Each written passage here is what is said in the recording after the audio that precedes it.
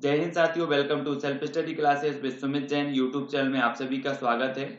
दोस्तों, हमने बहुत सारे वीडियो पर्यावरण अध्ययन की आप तक प्रेषित किए हैं और पर्यावरण अध्ययन को पढ़ने के लिए, याद करने के लिए हम कुछ ट्रिक निकाल करके लेकर के आए हैं। अब आपको self study classes with Sumit Jain YouTube channel पर बने रहना है और अनेकों ट्रिक के माध्यम से अपने अध्ययन को सुदृढ़ और परिपूर्ण बनाना है। ठीक है, तो सभी लोग जो भी हमारे नए साथी हैं वो चैनल को सब्सक्राइब कर लेना।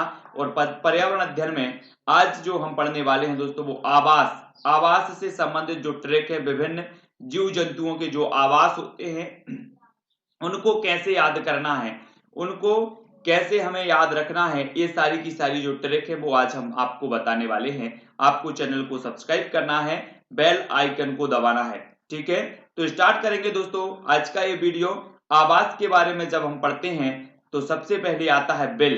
ठीक है, ये जो बिल है, कई जीव जंतुओं के आवास होते हैं बिल, और उन सभी जीव जंतुओं के जो आवास हैं वो हम देखेंगे। ये आपको दिख रहा होगा इस प्रकार से, ये बिल है, इसे विल कहा जाता है और ये जीव जंतुओं का आवास होता है। और इसकी जो ट्रिक है वो क्या है, सांप को देखकर चूहा और खरगोश चींटी और दीमक के बिल में घुस गए।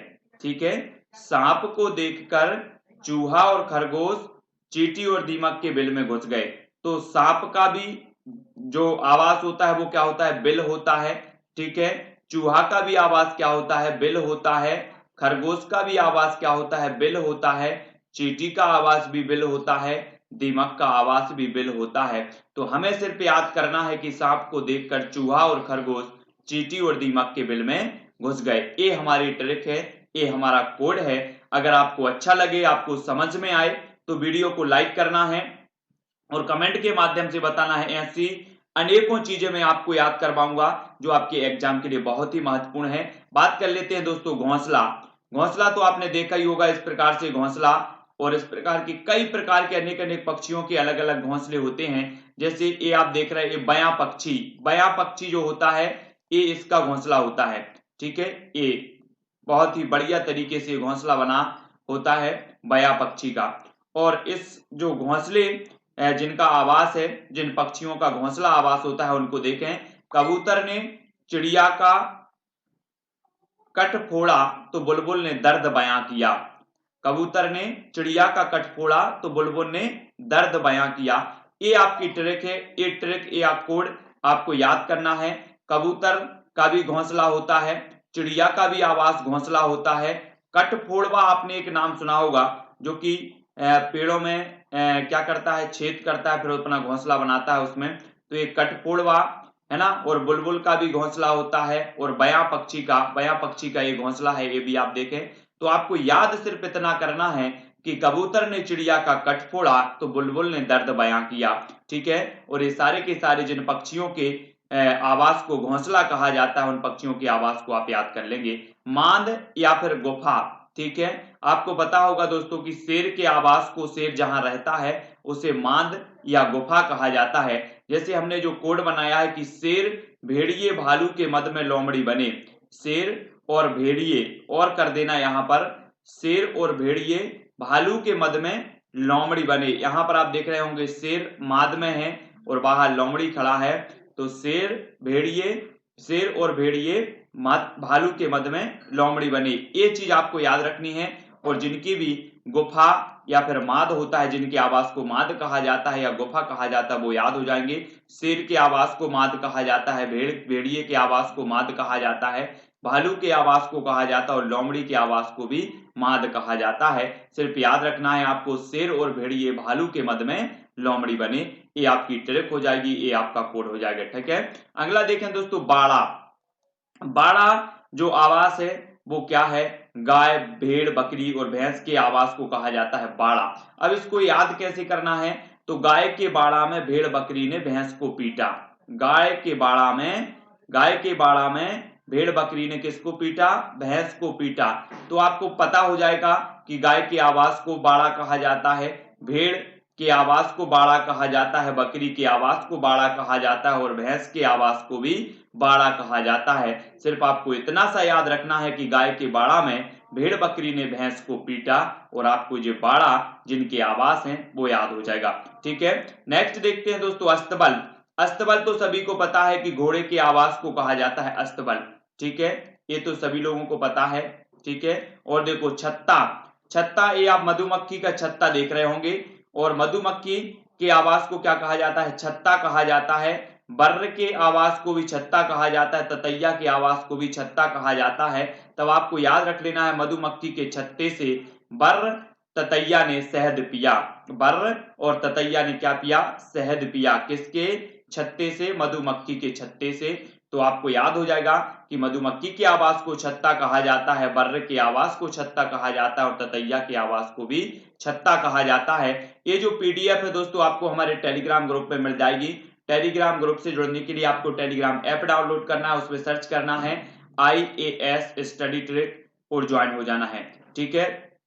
आप हमसे फेसबुक से भी जुड़ सकते हैं, सर्च कर सकते हैं सुमित जैन, ठीक है। इंस्टाग्राम में भी आप self study classes Sumit Jain self study classes search कर सकते हैं, तो इंस्टाग्राम में भी जुड़ सकते हैं, फेसबुक में भी जुड़ सकते हैं और टेलीग्राम में भी जुड़ सकते हैं। तो छत्ता हो गया। बात कर लेते हैं दोस्तों दड़बा। दड़बा कहा जाता है मुर्गी के आवास को, दड़बा कहा जाता है। याद रख लेना, दाने चुगते समय मुर्गी की दाढ़ टूट गई, दाने चुगते समय मुर्गी क्या कहती है, दाना चुगती है ना, और दाने चुगते समय मुर्गी की क्या टूट गई, दाढ़ टूट गई, यानी कि मुर्गी के जो आवास है उसे दड़बा कहेंगे, क्या कहेंगे, दड़बा, ठीक है। तो याद रख लेना, आपसे अगर पूछा जाए कि मुर्गी के आवास को क्या कहा जाता है, तब आपको याद रख लेना है कि दाने चुगते समय मुर्गी की दाढ़ टूट गई, यानी कि दड़बा, ठीक है। नेक्स्ट है दोस्तों कैनल, कुत्तों के नल, ऐसे याद रखेंगे। अभी तक हमने देखे पानी का नल होता है, कुत्तों के नल, तो कैनल, कुत्तों के नल, ठीक है। तो ये आप देख रहे हैं, ये कुत्ते के आवास को कहा जाता है कैनल। आपको याद होने चाहिए, कुत्ता तो बहुत सारे लोग पालते हैं, लेकिन उसके आवास का पता होनी चाहिए कि उसके आवास को क्या कहा जाता है, उसके आवास को कहा जाता है दोस्तों कैनल, ठीक है, याद रख लेना है। सिर्फ मैंने एक कोड बना दिया, कुत्तों के नल, कुत्तों के नल, ठीक है। सूकरसाला देख लो, सूकरसाला सुअर के आवास को कहा जाता है सूकरसाला, ठीक है, सुकर के आवास को क्या कहा जाता है, सूकरसाला कहा जाता है। पेड़ की शाखाएं, देखो दोस्तों पेड़ की शाखाओं में बहुत सारे जीव जंतु रहते हैं, जैसे कि यहाँ पर आप देख रहे हैं पेड़ की शाखाओं पर एक बंदर, तो बंदर रहते हैं, चील भी रहता है, कौवा भी रहता है, और टिड्डा भी पेड़ की शाखाओं में रहता है। आपको पता होगा दोस्तों कि चील जो है सबसे ऊंचे वृक्ष पर अपना घोंसला बनाता है, कौवा वृक्ष की ऊंची डालियों पर बनाता है। तो ये चीज भी आपको याद रखनी है। क्वेश्चन आपसे बनता है कि निम्न में से बताइए कौन सा पक्षी ऊंचे वृक्ष पर घोंसला बनाता है, तब आपका उत्तर होगा चील। और एक क्वेश्चन पूछा जाता है कि कौन सा पक्षी पेड़ की ऊंची डालियों पर घोंसला बनाता है, तब आपका होगा कौवा। और सबसे बड़ा जो घोंसला होता है वो चील का होता है, पेड़ की शाखाएं पर चील, कौवा और बंदर से टिड्डा, है ना, चील, कौवा और बंदर से टिड्डा।